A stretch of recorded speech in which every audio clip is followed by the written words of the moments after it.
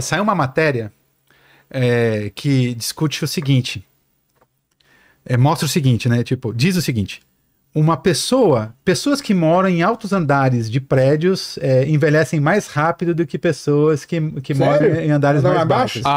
Saiu uma matéria dessa. Aí a gente começou a fazer vídeo fazendo críticas a algumas matérias absurdas, né?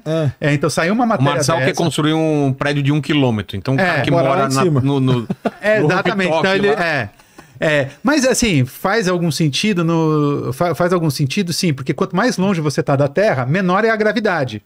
Então, sendo menor a gravidade, então o tempo vai passar um pouquinho mais rápido comparativamente a quem está embaixo. Entendi. Só que, tipo, eu fiz a conta lá, e é tipo, 1 trilionésimo de segundo por ano. Pô, tá aí. Não, né? Não conta, né, pô? Não conta. Não dá pra contar vantagem. Não dá pra contar vantagem nenhuma. Não dá pra contar vantagem. Ó, o Nelson Flórida mandou aqui: se o tempo não existia antes do Big Bang, como então ele passou a existir do nada? Porque aí é o lance do Einstein, fala que são coisas que estão ligadas, né, cara? Então ele chama essa entidade, essa coisa de espaço-tempo. Então não é o espaço uma coisa e o tempo é uma coisa... É uma coisa só? É uma coisa só, espaço-tempo. Por isso que quando chega perto do buraco negro, o espaço-tempo é que é deformado. Quando você tem o Sol aqui, no espaço-tempo é que é deformado. Então não é nem o espaço nem o tempo separados, mas são os dois ao mesmo tempo. Exato. E eu vou falar, a pergunta, na raiz dela, ela não faz nem sentido, porque, tipo, não faz sentido você falar em antes se eu tô falando em início do tempo. Se eu tô falando em início do tempo, o tempo começa aqui. Existe antes. Como é que a gente define tempo? Como é que a gente define antes? Antes é antes no tempo sempre. Antes é antes no tempo. Então, se o tempo se inicia a partir... Se o tempo é criado, como o Sérgio falou, tipo, é um ente único, quadridimensional, espaço-tempo. Então, ele é criado junto ali. Isso aí. Então, não há um antes. Não existe antes. Simplesmente. Ó, o Edson Joane mandou aqui: só entrei na live agora, mas tem uma pergunta crucial pro Sacani. O tempo passa igual em todo o universo? Um ser inteligente, capaz de teorizar sobre o universo, mas que esteja em um lugar onde o tempo passa distinto daqui, concluiria que o universo tem a mesma idade que atribuímos pela teoria do Big Bang? Essa aí é legal, hein? É uma pergunta... Essa é interessante. Bem levando em consideração o princípio lá da homogeneidade, né, e da isotropia do universo, sim, né? Porque ele iria começar a medir a recessão de galáxias e ia chegar no mesmo, né, no mesmo ponto. Mas também vai muito de como o cara marca o tempo, né? Se a gente tá falando de um ser alienígena, como que ele marca o tempo? Ele tem que marcar o tempo igual a gente marca em anos, né? Porque a gente marca em bilhões de anos. Mas seria, cara, porque ele ia medir a velocidade com que as galáxias estão se expandindo, se afastando da gente. Ó, o Leonardo Nunes... Peraí, o tempo vai ter que... Dá uma expandida que eu vou ao banheiro, então. Não, beleza. Aí o pessoal vai calcular o tempo e saber o que eu vou fazer, dependendo do tempo que vai demorar. Na verdade, pra você lá vai passar 2 anos. Ó, Leonardo Nunes perguntou aqui, no caso ele tá falando aqui da luz do sol, que vocês falaram que se ele se apagasse do nada, demoraria 8 minutos pra gente perceber. Mas isso com relação à luz. Aí ele perguntou, e com relação à gravidade, quanto tempo demoraria pra gente perceber? Vamos lá, isso é bem interessante também. Com relação à gravidade, demoraria 8 minutos também. Por que demoraria 8 minutos? Aí a gente vai lá, vamos pegar a primeira gravitação newtoniana. Todo mundo aquela gravitação universal que a gente aprende no ensino médio, tá? Temos ali a gravitação universal. A gente diz que essa teoria é uma teoria de interação instantâneo. O que significa? O que acontece a 1 milhão de quilômetros num ponto, instantaneamente é percebido a 1 milhão de quilômetros de distância, né? E isso incomodava muito Einstein. Então, quando Einstein desenvolveu a teoria da relatividade geral, ele coloca que, a gente sabe, e também da relatividade restrita, nada se propaga, informação jamais vai se propagar a uma velocidade maior que a da luz. Então, do ponto de vista gravitacional, o Sol deixou de existir, por exemplo, a gravidade mudou, certo? Sim. A gravidade mudou. Então, essa informação não pode chegar aqui instantaneamente. Essa informação não pode, porque é a informação se propagando. Então, se ela não pode, porque isso quebraria o princípio da causalidade, ou seja, nada pode viajar a uma velocidade maior que a luz, nem mesmo informação, a informação gravitacional também não vai poder viajar a uma velocidade maior que a da luz. Então aí a pergunta vem, quem carrega então essa informação que está se propagando com relação à mudança na gravidade? É uma coisa que nós chamamos de onda gravitacional. A onda gravitacional vai carregar essa informação até a gente, e a partir de 8 minutos, isso hoje a gente já sabe que a onda gravitacional se propaga na mesma velocidade da luz. Em 8 minutos, a Terra sai tangente à trajetória, sai reto, vai embora. E a gente fica à deriva no universo sem esperança e mais nada. O Edson Mota mandou aqui. Pessoal, considerando que a massa distorce o tempo, quanto mais massa, o tempo passa mais rápido, então podemos dizer que as reações de fusão nuclear no Sol ocorrem mais rápidas do que a gente mede aqui na Terra? É ao contrário. O que é? É ao contrário. Quanto mais massa, mais distorcido e mais lento o tempo passa. Então é o contrário do que ele falou. Mas a pergunta então da fusão se mantém. As reações de fusão nuclear no Sol então ocorrem mais lentas do que a gente mede aqui na Terra? Se tratando de Sol, muito pouco. Mas assim, o que vale é quem está medindo, né? Pra gente aqui, a gente, observador distante, é a gente que está fazendo a medida, e o Sol, enfim, parece tudo muito pesado, mas enfim, do ponto de vista gravitacional, ainda ele não é nada, entendeu? Então não vai ter grandes diferenças, assim, do que no tempo de fusão nuclear ali que acontece dentro do Sol. Não vai ter grande diferença temporal. O Caian Padilha mandou uma pergunta aqui que eu esperei o Vilela voltar do banheiro para fazer ela, que é o seguinte, ele mandou: se acelerando a velocidade da luz o tempo para, o que acontece se a gente ficar estacionário, zero absoluto, bem no centro da expansão do universo? O que aconteceria? E o Paquito merece um aumento. Escreveu isso mesmo? Escreveu. Tá. Primeira coisa que não tem centro da expansão do universo. Isso é a primeira coisa que a gente tem que tirar da cabeça de todo mundo. Perfeito. Todo mundo fala, não, o universo está expandindo a partir de que ponto? Não tem um ponto, cara. Não tem...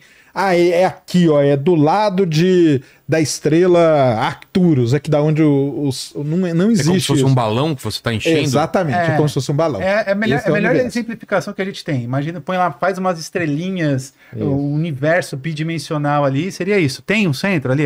O universo é naquela superfície. Não tem centro. Então é isso aí. O universo é isso. Não tem centro da expansão. E isso está diretamente relacionado a uma coisa que ele chama de princípio cosmológico, né? Princípio cosmológico. Mas enfim. Aí qual que é a outra? Que é o que... como que é? Um negócio por vermelho? Princípio cosmológico, não. O princípio cosmológico é o princípio que diz que o universo é isotrópico e homogêneo. Então, ele, para qualquer lado que você olhar do universo, não importa onde você esteja, você vai ver a mesma densidade de galáxia, a mesma distribuição de galáxias. Se você for para Andrômeda e olhar, vai a mesma coisa. Por quê? Se for para... Porque isso é o princípio cosmológico. Aí a gente mede isso. Isso vale? Quando você está em escala cosmológica, em grandes escalas. A melhor maneira de explicar o universo para a pessoa. O universo é igualzinho uma esponja. Sabe uma esponja? Sim. Aquilo ali é o universo. O universo é uma esponja. O universo em grande escala é uma esponja. Se eu entrar na esponja, eu vou ver buracos, vou ver tal coisa? Vou. Mas na grande escala, o universo é exatamente igual a uma esponja. É uma esponja. Então não importa onde eu esteja na esponja, para qualquer lugar que eu olhar, eu vou ver em média a mesma densidade, a mesma distribuição de fiozinhos ali da esponja. Exatamente. Agora, mas no futuro... Por isso que é escala. Se eu entrar na esponja e ficar ali do tamanho de uma formiguinha ali, aí eu vou ver um buraco. Oi, pessoal. Eu sei que estou interrompendo seu vídeo, mas eu realmente queria falar diretamente com você.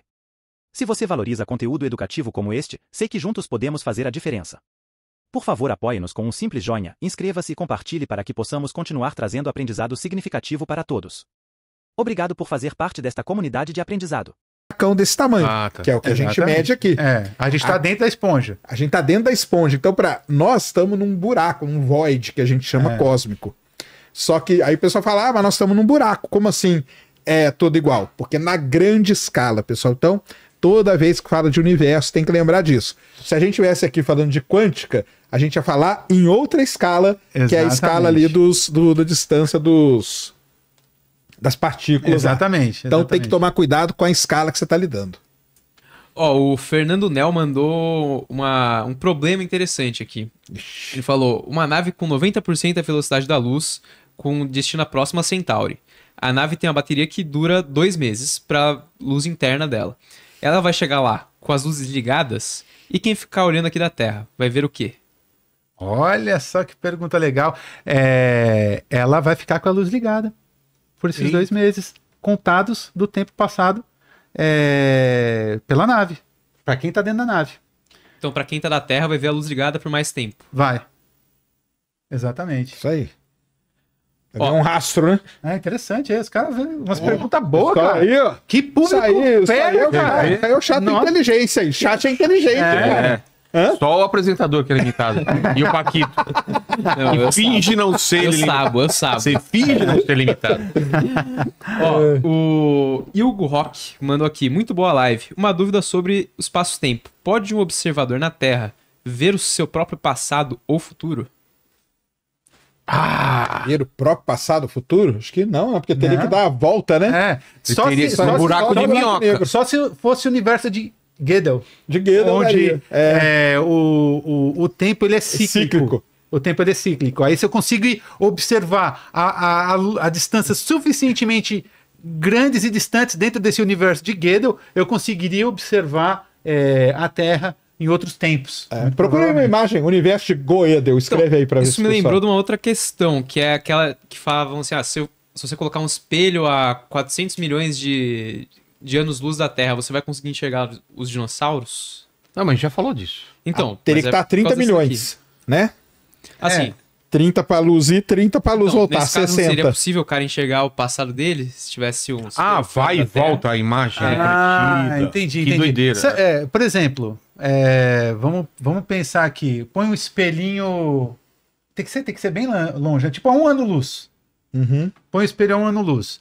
Aí eu lanço. Atira uma luz daqui. Tira uma Ela vai luz demorar dali. um Ela vai ano demorar pra ir um ano pra ir. e um ano pra voltar. E um ano pra voltar. Então, tipo, essa luz que eu tô atirando daqui, essa informação que eu tô atirando daqui, aí ela vai voltar depois de, 2 anos, ela vai demorar 2 anos, então a imagem que eu vou ver daqui é a imagem, E um passado. passou para mim 2 anos, então a imagem que eu vou estar vendo é de 2 anos para trás pro meu presente aqui. Acho que sim, né? Faz sentido isso, me parece que faz sentido. É que Eu nem tô no calculando errado Contato. aqui, Sérgio. Não, é No isso. Contato, a primeira imagem que os caras captam é de um discurso do Hitler. Sim, Só que quando verdade. chega aqui, a gente já tá no tempo atual, entendeu? verdade, Isso, verdade. Mas aí é aquele lance de que tudo que a gente tá falando, as ondas estão se propagando pelo universo. Estão indo, né? Estão indo. Estão indo. Por exemplo, esse nosso papo aqui vai chegar lá em Próxima Centauro daqui 4 anos. Aí eles vão chegar e vão...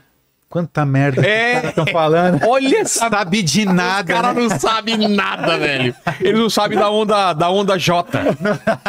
Eles não sabem do buraco Jebberbers, que muda toda essa Coitado teoria. desses caras, O buraco Jebberbers. É isso mesmo. Esse buraco é interessante. Jebberbers.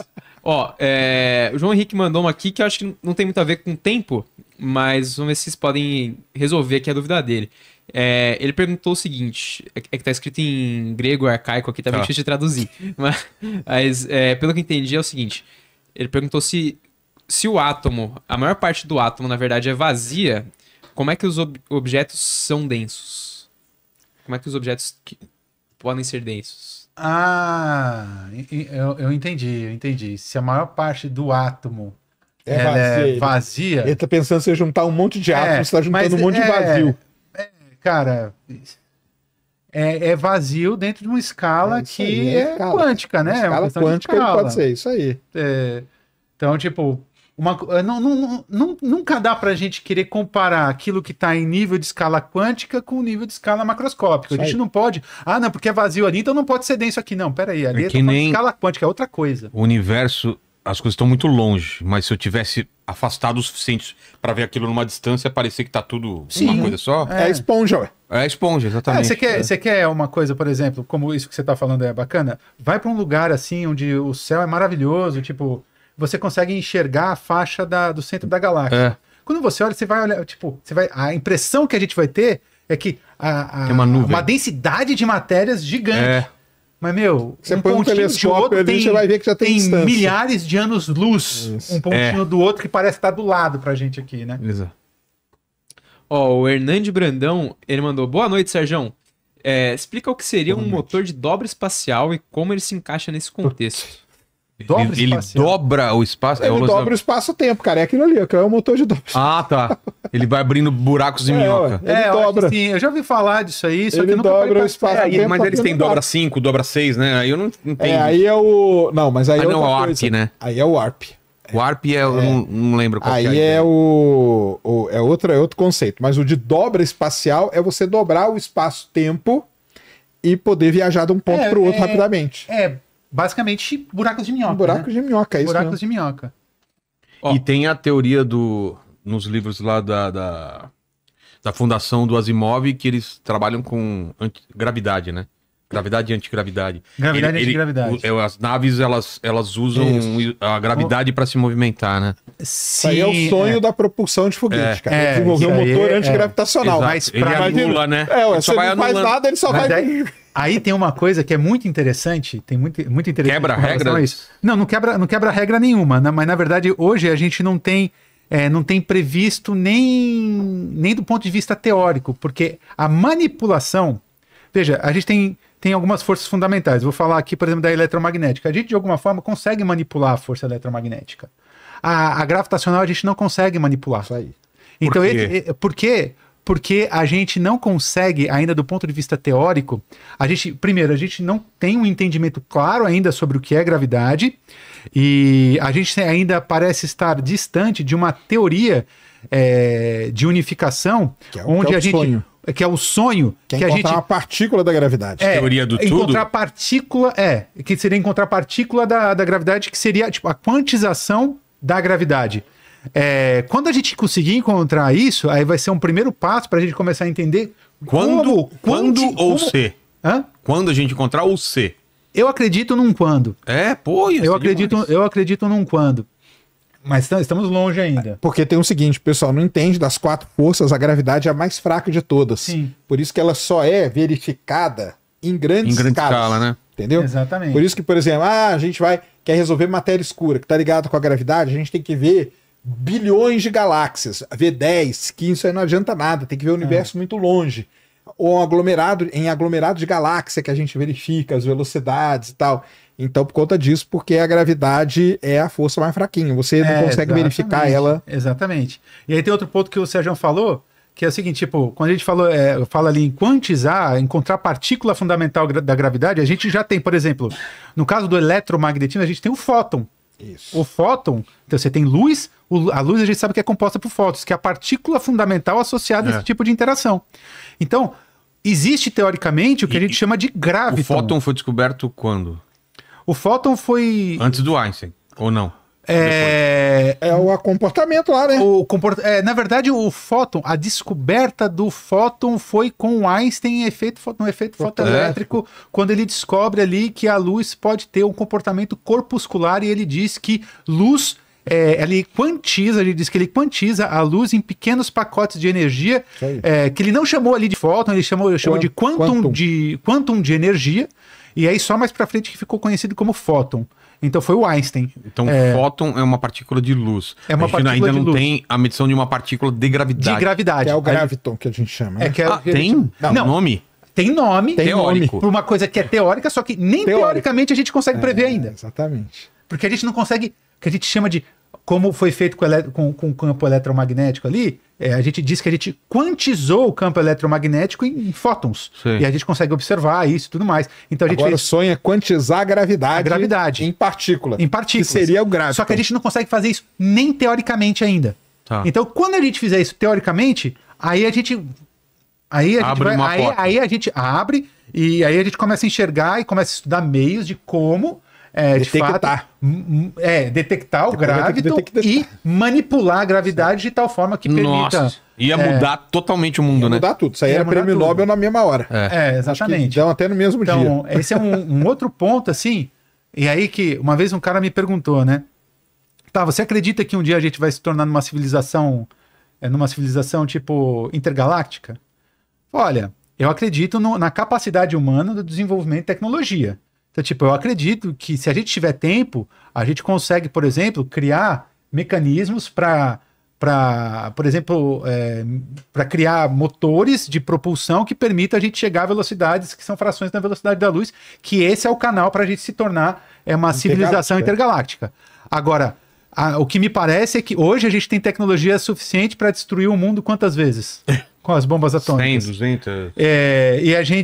E uma coisa que o Sérgio sempre fala também da questão dos efeitos climáticos, né? Que sempre tá ali, tá batendo nessa questão e tal. Então a gente tá se mostrando muito mais capaz de... São os grandes filtros, né? De autodestruição do que se tornar uma... Mas se a gente conseguir e tiver noção de como ter essa consciência e